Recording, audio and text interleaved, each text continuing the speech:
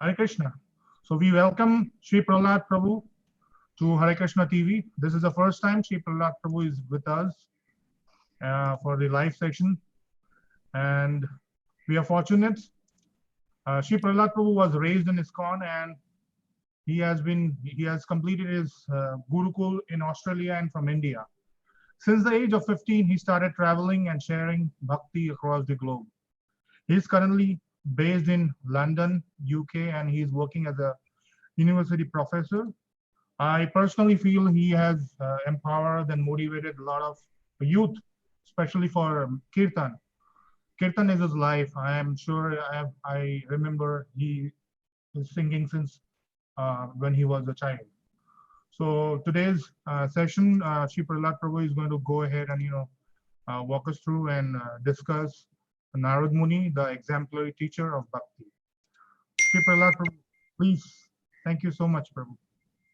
Thank you very much. It's an absolute honor to be with you, participating in this Bhagavata Amrita festival, where we are relishing the nectar of Srimad Bhagavatam, hearing from different speakers.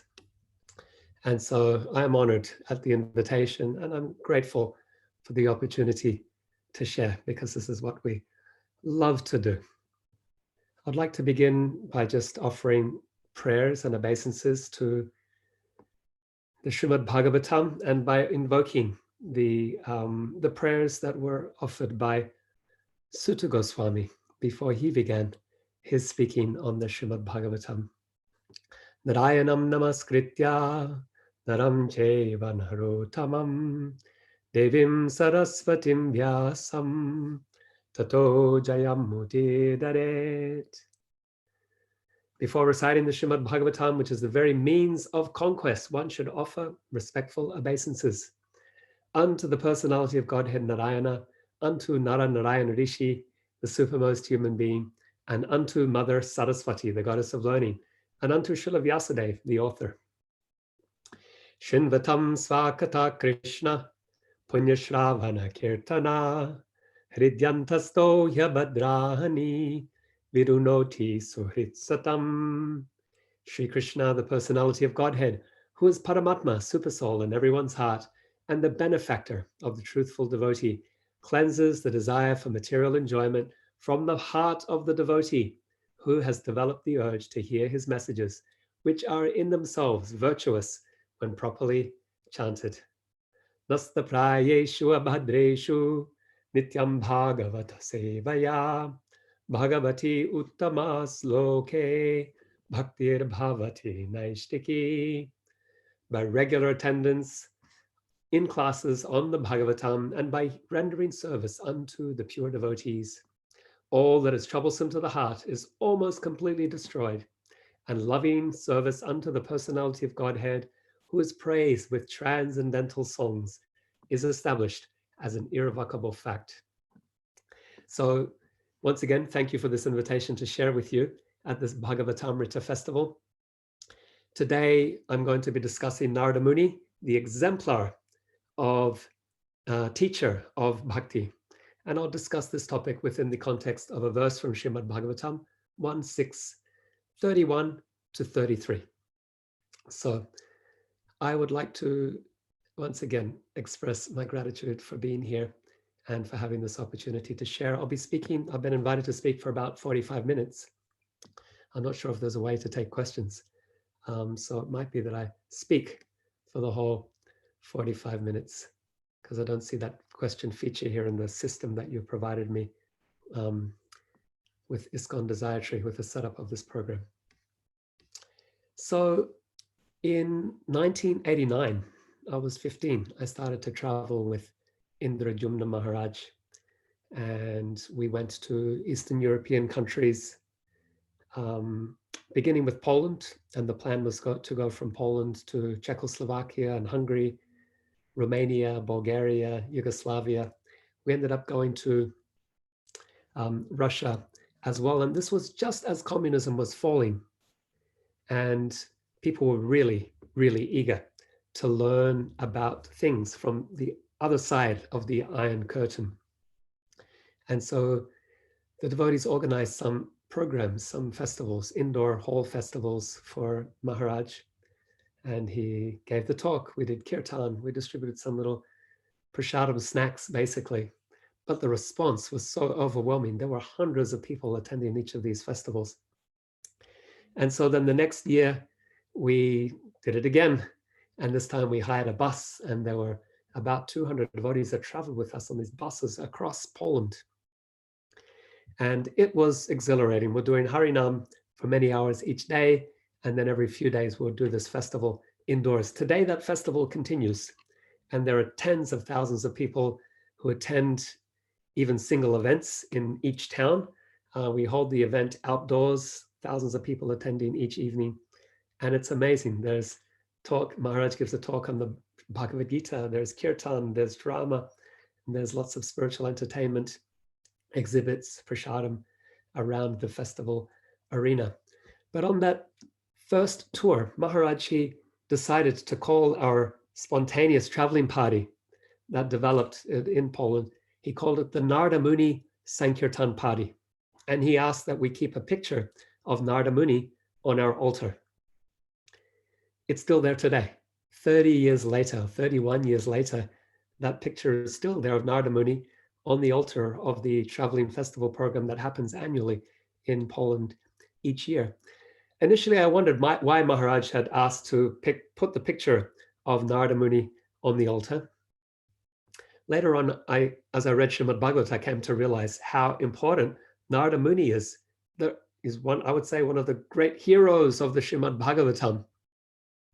And he really is the exemplar preacher or teacher of Bhakti. He's the author of Bhagavatam we know as Vyasadeva, and Narada Muni is his guru.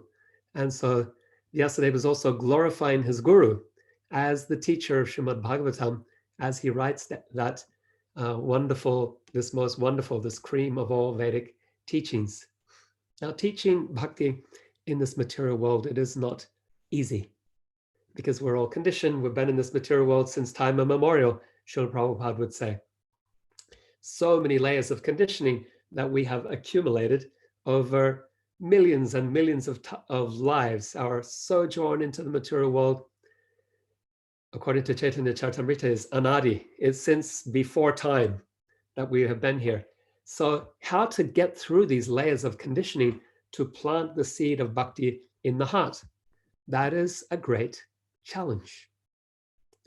And what I want to explore with you today is to see how Narada Muni, he employs so many different powerful pedagogical approaches to share bhakti in the world. Now, if you are a teacher, if you are a communicator, if you are a preacher, I'm certain you would be interested in learning Narada Muni's pedagogical techniques, his pedagogical strategies. The essence of what he teaches is the same. It's always the same, and he doesn't compromise on this. But his methods, his approach for reaching his audience, for understanding his audience according to their adhikara, according to their qualifications, it adjusts.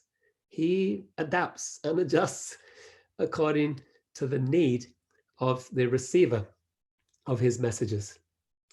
Sometimes, as teachers or preachers of bhakti, we might come with the attitude that, well, I'm just going to do my duty. I'm just going to go out and I will speak Krishna consciousness. Whether people listen or not, whether they pay attention or not, that's really that's up to them. Some people will be more pious, and so they'll pay attention. Others will be less pious, and they won't. That's an attitude that we might take. I'm just going to sing the kirtan. Whether people like it or not, that's their problem. But I will be doing my duty. I will be doing the Yuga Dharma. I will be speaking on bhakti. I will be doing the Yuga Dharma. And if people can't appreciate, that's their misfortune. Well, Narada Muni, you'll find, as we spend some time together today, he takes a different approach. He really tries to understand who his audience is and how to best reach them and how to best connect with them. And he goes with compassion. So let us hear a description initially of Narada Muni. This is a self-description. Narada Muni will be speaking of himself. We'll be hearing of Narada Muni from his own mouth. This is Srimad Bhagavatam, Canto 1, Chapter 6, verses 31 to 33.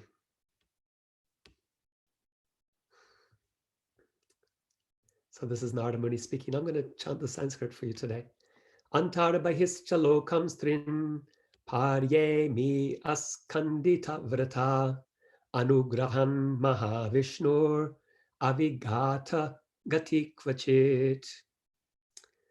Since then, by the grace of Almighty Vishnu, I have traveled everywhere without restriction, both in the transcendental world and in the three divisions of the material world. This is because I am fixed in unbroken devotional service to the Lord. Text 32. Devadatam idam vinam svara brahma vibhushitam murchayitva hari katam gayamanam charam yaham. And thus I travel, constantly singing the transcendental message of the glories of the Lord, vibrating this instrument called a veena, which is charged with transcendental sound and which was given to me by Lord Krishna.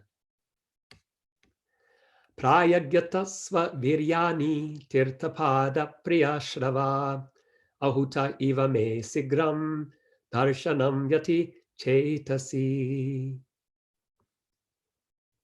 The Supreme Lord Sri Krishna, whose glories and activities are pleasing to hear, at once appears on the seat of my heart as if called for as soon as I begin to chant his holy activities. Okay, so this is Narada Muni's self-description, how he travels throughout the universe. He's chanting Harikatha, he's sharing Harikatha. He travels with his veena, which he plays as he sings the glories of the Lord.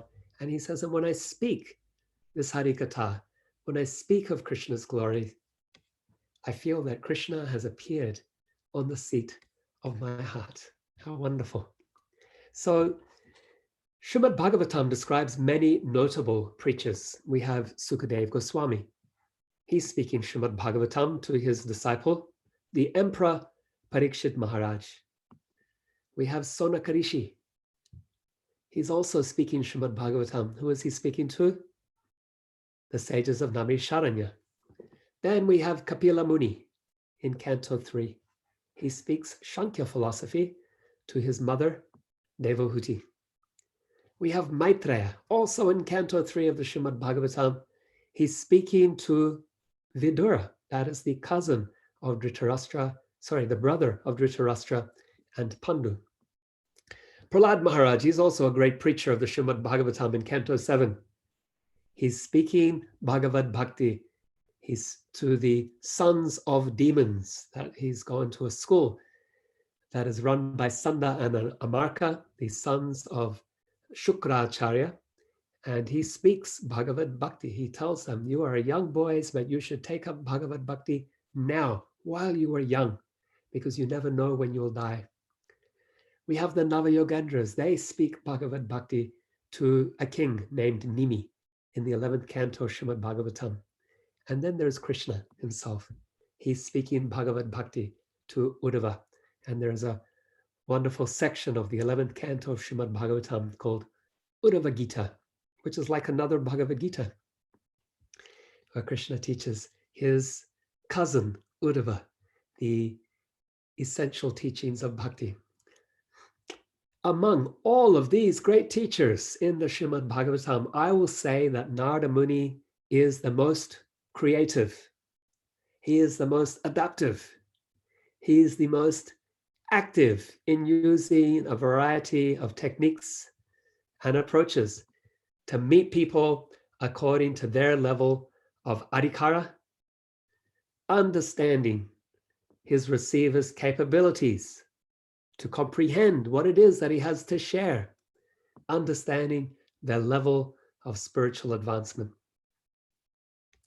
And so what I would like to do with you now is to have an analysis, an overview of Narada Muni's teachings to different students of his and the different techniques that he approaches or that he uses in his reaching out to these different personalities.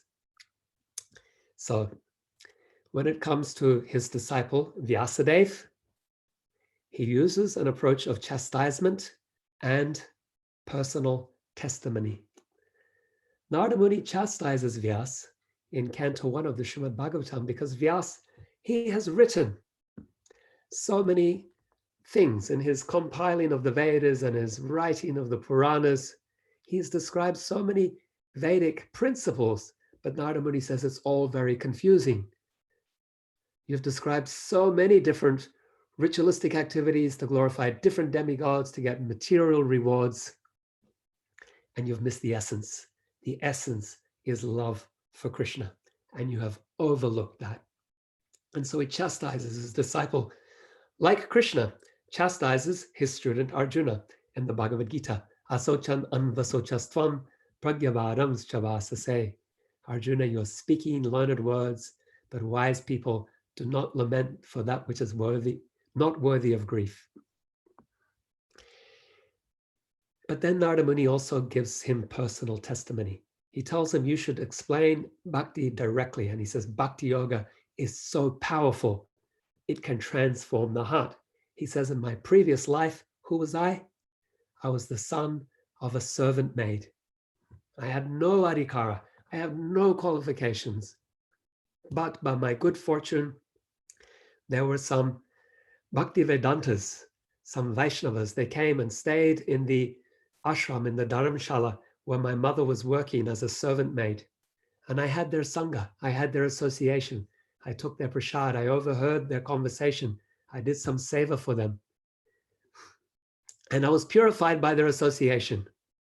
And the inclination towards bhakti was awakened in my heart.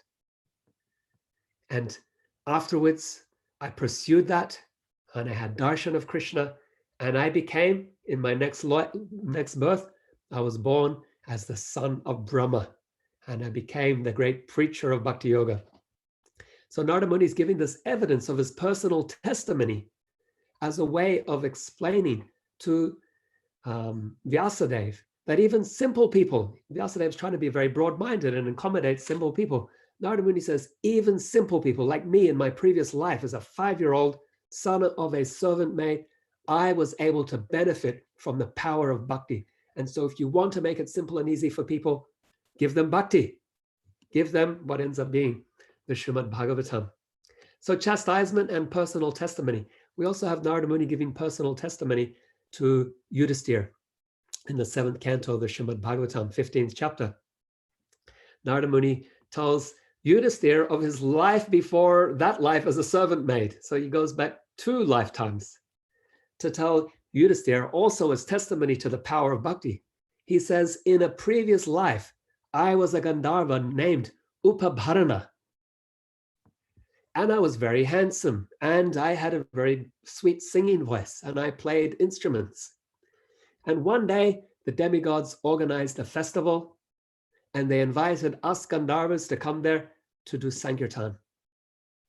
But instead of doing Sankirtan, I was hanging out with the ladies, and I was singing love songs, basically. And so the rishis who were there presiding over that festival for the glorification of Krishna, they cursed me to become the son of to be born in a Sudra family. And so that's how it is that I came to be a servant maid. But then Narada Muni tells Yudhisthira, but then I got to have the association of bhaktas. Bhakti was awakened in my heart.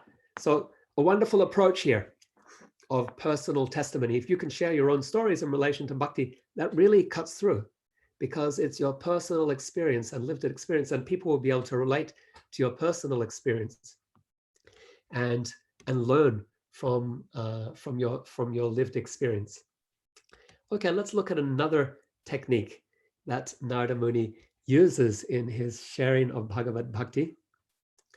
This is very direct. This is the direct approach. And I think many devotees, they're used to, many teachers or preachers in our society, they're used to the direct preaching technique. Narada Muni uses this in relation to the Haryashvas.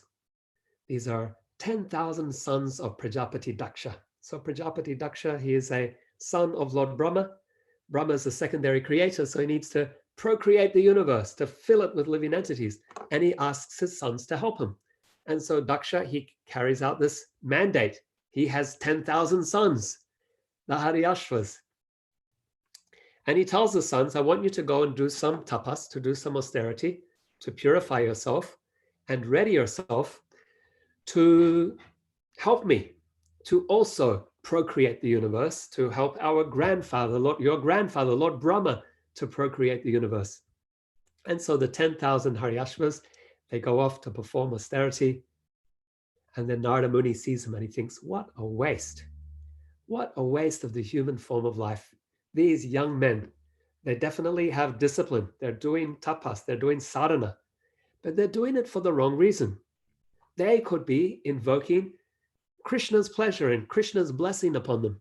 They could be doing this activity to gain bhakti, but instead they're doing it to have progeny. What a waste of the human form of life. So he goes and he preaches to them.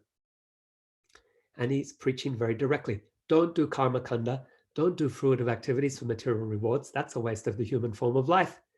Engage in bhakti yoga.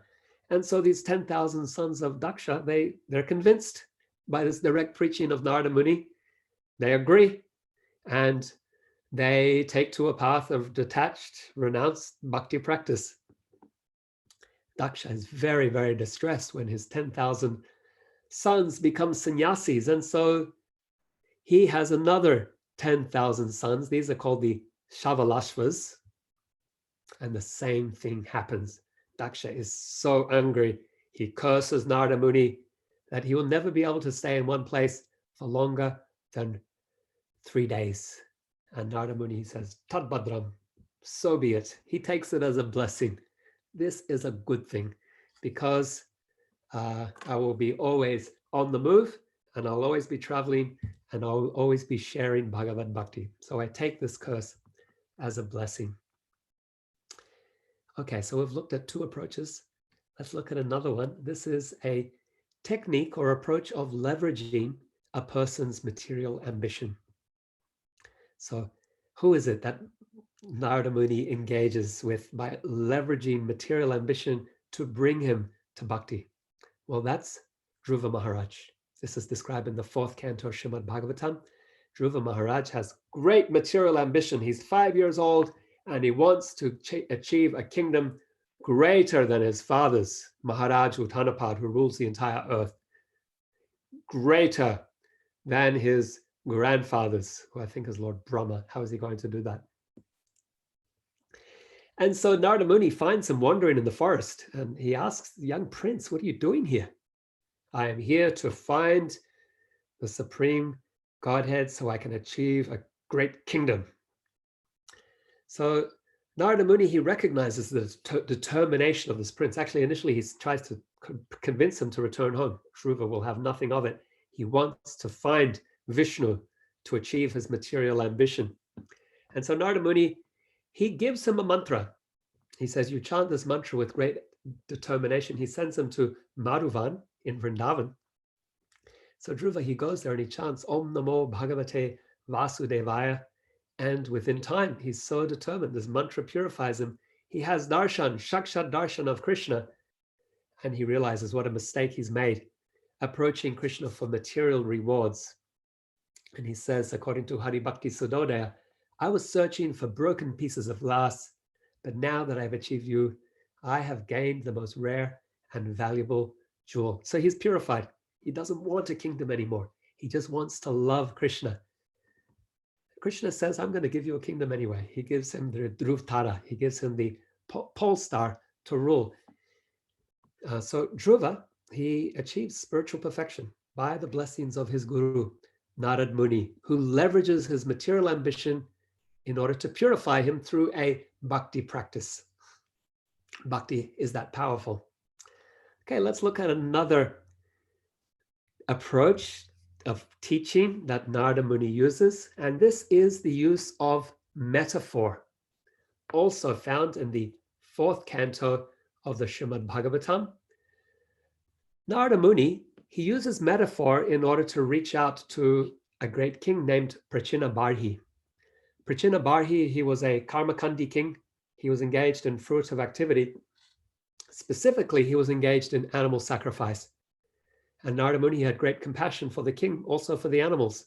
They were being slaughtered by this king in order to get material rewards, in order to get material gain. Narada Muni wanted to convince him as to the power of bhakti, but he also recognized that this king was very attached to what he was doing and very much bewildered by his desire for material rewards. And so he went and sat with that king Prachinabarhi. And he said, Prachinabarhi, I want to tell you a story. And he told him a story about a king. This king's name was Puranjana. Puranjana, one who lives in the city. Puranjana, he wandered throughout the world. He was trying to find something. He was looking for happiness, for satisfaction. And he came to a city, a beautiful city of 9 gates. That's a metaphor for the material body. And he was invited in by a very beautiful woman, a metaphor for the intelligence. And she showed him around that city, and he was very pleased, and he became very attached to his queen. Sometimes he would go outside of that city for hunting, and the queen would be upset with him for leaving her, abandoning her in the city. But eventually, after many years of enjoyment, or over time, that city was beginning to decay. It was attacked by black and white soldiers. 365 black soldiers, 365 white soldiers. That's a metaphor for the days and nights of the year. And so as the years build up, the body decays. Eventually, Jara, old age, came along with Kala, with time, with Bhaya, with fear, and they attacked the city. They arrested the Puranjana, the inhabitant of that city, and dragged him out. And so as Prachinabarhi, he's hearing this story, he recognizes this is a story about him. He recognized how he's also interested in hunting. He's also very much interested in enjoyment, and it's temporary, and that the soul is eternal. And so eventually he asks Narada Muni, okay, what do you want me to do? What should I do? I understand your story now. What should I do? And Narada Muni engages him in Bhagavat Bhakti. So he wasn't ready to hear initially, but through Narada Muni's association and through hearing that metaphorical tale, allegorical tale, he recognized that there was some learning he needed to undertake, and he needed to change his way. He needed to take to the path of Bhakti Yoga. Okay, let's look at another approach of Narada Muni. This is to instruct one person by instructing another person. So who would be the personality here that Narada Muni is instructing? It's Prahlada Maharaja. Prahlada Maharaja is the son of a great demon, Daicharaj Hiranyakashipu, the lover of gold and soft pillows. That's his father. That was his name. And Hiranyakashipu terrorized the universe. And at one point, he went off to perform austerities to get even more power. And when this was happening, the demigods attacked his city, and they kidnapped his wife. And they recognized his wife, Kayadu, was pregnant. And so they were very, very concerned. Hiranyakashipu is such a great demon. His son will be an even more terrible and dangerous demon. We must kill this child as soon as it's born. And as they were dragging away Kayadu, Narada Muni, he intervened. He said, what are you doing? Don't take her away like this.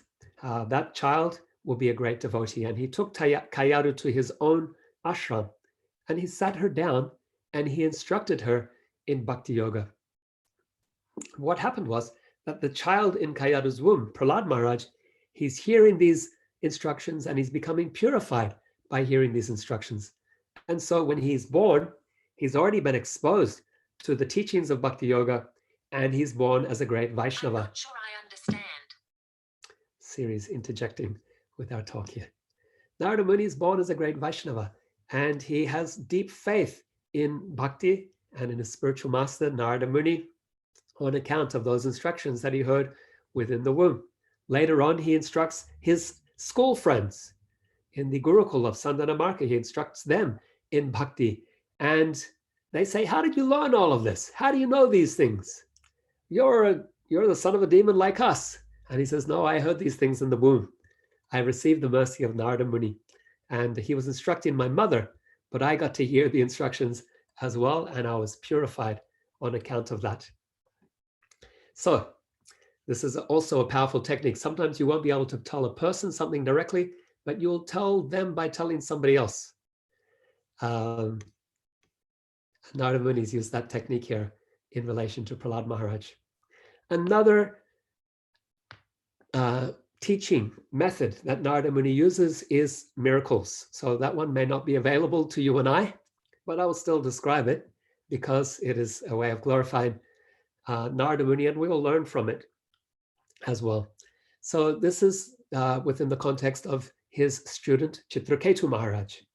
Chitraketu Maharaj was a great ruler. Initially, he had no heir, even though he had so many wives, in fact, 1 million wives, but he still had no heir, and he was very distressed over this. But by the blessings of Angira, one of his wives, Krita Duty, she became pregnant. A child was born. There was great celebration in the kingdom. But then the other co-wives, they felt that they were being ignored and neglected. Chitraketu Maharaj was giving too much attention to Krita Duty and ignoring the other wives. And out of jealousy, they poisoned the child. Chitraketu Maharaj was devastated. He was lying down next to the corpse of his child. And I feel like I've lost the broadcast with, let me see here. Oh no, okay, sorry. Something changed on my computer. I thought I'd lost the connection. So Chitraketu Maharaj was devastated. He's lying down next to the dead body of his baby. And Narada Muni wants to give him instruction, but he says it's impossible. This king, this father is so much in grief. It will not be possible to give him instruction at this time. So what he does is miraculous. He raises that dead child back to life. He calls the Jiva soul, "Oh, Jiva soul that has left this body, please return. Your father, your mother are greatly aggrieved on seeing that you have left." And the soul returns to the body of this child, sits up, and starts speaking about the science of the soul. Incredibly powerful. After receiving this instruction, Chitraketu Maharaj, he says, okay, thank you, child, who has now become my teacher. I understand now that I should not be overwhelmed by grief. And Narada Muni allows that soul to pass on now, to move on to its next place, to its next destination. And Chitraketu Maharaj is ready to receive instruction from Narada Muni. Narada Muni initiates him into the chanting of a mantra, and very quickly, within less than 7 days, Chitraketu Maharaj is able to have the darshan of the Supreme Lord. Okay, another technique that Narada Muni deploys in his teaching of bhakti is to jolt somebody, to shake them up. Initially, by offering what appears to be a punishment. So Nala Kuvera and Manigriva, they were both sons of Kuvera. Kuvera is incredibly wealthy. He is the treasurer of the demigods. He's a yaksha, and he has so much wealth. And so his sons, his teenage boys, handsome young men, they became intoxicated by the wealth of their father. And they were enjoying in a park, in a garden, drinking alcohol in a river, and sporting naked with naked women. And Narada Muni passed their way, and they were so shameless that they did not even care to try to cover themselves. They did not even care to offer obeisances to Narada Muni. Neither they nor the women that were in their company. And so Narada Muni, he felt compassion for these two sons of Kuvera, but he also understood there's no way to teach them anything right now, to give them good instruction. So he jolted them. He cursed them. He says, you two boys, you're intoxicated, not just literally, but also metaphorically. You're intoxicated by your wealth and your beauty and your power. And so I will curse you to become trees. But Narada Muni's curse is also a blessing because the Vaishnavas are compassionate. They don't just curse people out of enmity or hatred or animosity. They, in fact, were born as, yes, twin Arjuna trees, but where? In the courtyard of Nanda Maharaja's house. And so when Krishna appeared and performed his Damodara Lila of stealing butter and being chased by Mother Yasoda, and binding her boy around the waist to a grinding mortar, from then on he's celebrated as Damodara, he whose waist or belly has been bound with ropes. Then Damodar, Krishna, he wanted to play some mischief, to even more mischief, but also to deliver Nalakuvera and Manigriva. So he dragged that grinding mortar between these two trees, these twin Arjuna trees, and caused them to come tumbling down. And Nalakuvera and Manigriva, they were released from their confinement in the body of trees, and they achieved celestial forms, and they offered beautiful prayers to Damodara. And so and in their prayers, they say, we understand now that Narada Muni's curse was actually a blessing. His apparent anger was actually compassion. And now we have been delivered. We have been blessed by Narada Muni. So yes, a technique of jolting the soul or giving some punishment, it may also be an approach that is used in teaching others. Here's another approach. We're going to move just outside of the Bhagavatam to the Ramayana. This is a Bhagavatam talk, but Ramayana, it is in the same spirit as the Bhagavatam, glorifying specifically the pastimes of Sri Ram. And so in the Ramayana, we have the story of the deliverance of another disciple of Narada Muni, and that is Valmiki. Valmiki was a robber, a dacoit, as they say in India, a highwayman. He would rob people on the side of the road as they passed on their journey. He would murder them. So he was a murderer and he was a thief. And so one day Narada Muni was coming down that path, and Valmiki accosted him. And Narada Muni, he smiled. He says, I don't have anything for you to steal from me. I am a sadhu. I'm a sannyasi. So yeah, I don't even have pockets. What to speak of pockets with something in them. But then Narada Muni, feeling very great compassion for this man, he asked him, why do you do this? Why do you rob from people? Why do you murder people? And Valmiki, he said, well, I need to maintain my family. I have a wife, I have children, I have to maintain them. And so this is what I do. And Narada Muni says, well, okay, I guess there's some nobility there. You're doing this for your family. But let me ask you this. Will your family share in the papa, in the sin that you are accruing through these activities? And Valmiki said, well, of course they will. I do this for them. So surely they will share in the reactions as well. Narada Muni says, have you asked them? And he says, no, I haven't asked them, but I'm guessing they will. Narada Muni says, well, you go and ask them. Come back and tell me their response. So Valmiki, he went back home. He said, look, there's a sadhu. He's asked me a question. I need to know the answer. Now I'm doing lots of stealing and robbing and even murder to maintain all of you. Will you share in the sin? And the response he got was, no, you're doing your duty. We do our duty. Your duty is to maintain the family. You could do it by virtuous means or you could do it by sinful means, but that's on you. Our duty, his wife said, my duty is I look after the home. I look after the kids. So you do your duty, I do my duty. I'm not going to take the sins if you do your duty in a bad way or in an impious way. And the kids, basically, they gave the same response. So Valmiki, he was quite shocked, and he went back to Narada Muni. He says, well, yeah, it's true what you said. They're not going to share in the sin. I have lots of sin. What am I going to do? And Narada Muni says, well, you can purify yourself through bhakti yoga. You can purify yourself through chanting the holy names. Valmiki, he is a very sinful man. He found it difficult to chant the holy names. So Narada Muni, in his compassion. So he's first induced fear, sin, you're going to suffer. Now he has Valmiki in a place that he's recognizing, okay, I'm in trouble. What am I going to do? What will be the future consequences of this if I don't get some mercy, some other way to deal with this? And so Narada Muni is telling him, you chant the holy name, but he doesn't know how to do that. He doesn't have the adhikar for that. So Narada Muni, he recognizes his position. He says, okay, you cannot chant the holy names. You chant the name of death. Valmiki says, that I can do. That I certainly can do. So he chants Mara, Mara, Mara, Mara, Mara. He chants the holy name of Lord Ram.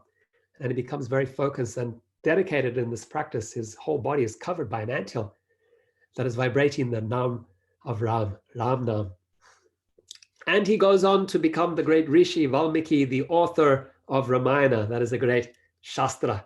By the mercy of Narada Muni, this approach, this teaching approach of first inducing fear of future consequences and then offering a solution. The solution here was Bhakti Yoga, Ram Nam.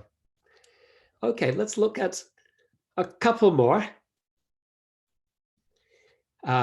This next technique I call foot in the door and future vision.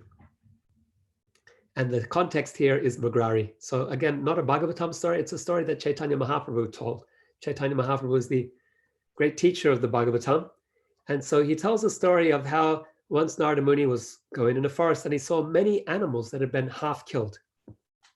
And he says, who has done this? And this hunter comes down and says, I did it. And Narada Muni says, why do you do it? And he says, well, I demonstrate my expertise, my talent in half killing the animals. It's actually hard to do. Narada Muni says, but you're causing them so much pain. Narada Muni says, have you thought about what's going to happen to you in the future? And Narada Muni gives him a vision of the future. And he sees all of these animals coming back and inflicting pain upon him. Mugrari becomes concerned. He says, what am I to do? And Narada Muni, well, yeah, I actually skipped something here. Initially, Narada Muni tells Mugrari to fully kill the animals rather than half kill them. And so this is what I call foot in the door. He's meeting him halfway, so to speak. But then Narada Muni shows him his future and the consequences of all of this killing. And Mugrari says, okay, I want to change. So first, Narada Muni meets Mugrari halfway. Don't half kill them, fully kill them. And then once he's got his foot in the door, then he says, but actually I want to show you your future. You're going to suffer on account of this. Mugrari has a change of heart. He takes to Bhakti Yoga. Mugrari says, well, who's going to maintain me if I do this? And Narada says, you'll be maintained by Krishna. And that's what happens. As he takes to Bhakti, the villagers, they recognize he's become a saint and they bring charity to support this transformed Mugrari. Of course, the other technique of Narada Muni is that he's singing the holy name. He's playing his veena wherever he goes. In all of these encounters, the holy name is there. The chanting of the veena is there.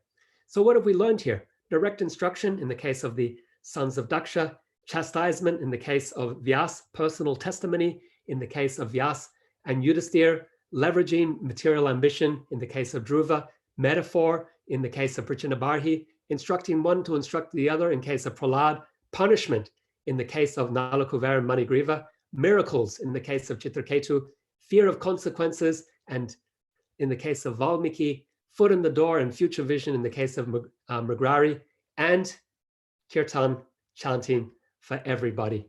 So you as a teacher, communicator, preacher, you can learn a great deal from Narada Muni's strategies, how he teaches according to his audience, according to their need. Don't go with the attitude of I'm just doing my duty, but really try to meet people according to their adhikar and share Krishna consciousness accordingly. You can be creative according to your family, your friends, your community, different means that you might reach out, internet, social media, well-being programs, Harinam Sankirtan, public programs. In all of this, the key principle is to give Krishna, keeping Bhakti and Krishna in the center and adjusting according to the needs of the individual. So I would like to conclude with a prayer. Let's pray to Krishna as we undertake different endeavors to engage ourselves and others in the community in spiritual activity, in Bhakti Yoga, that we can learn from Narada Muni to have the broad-mindedness and creativity to share according to the needs and the adhikar of the people that we're reaching out to, while remaining faithful to the core principles of not compromising in giving pure bhakti with Krishna in the center. So I conclude here. I'm 1 minute over time. It's been an honor to share with you, and I'm grateful to have had this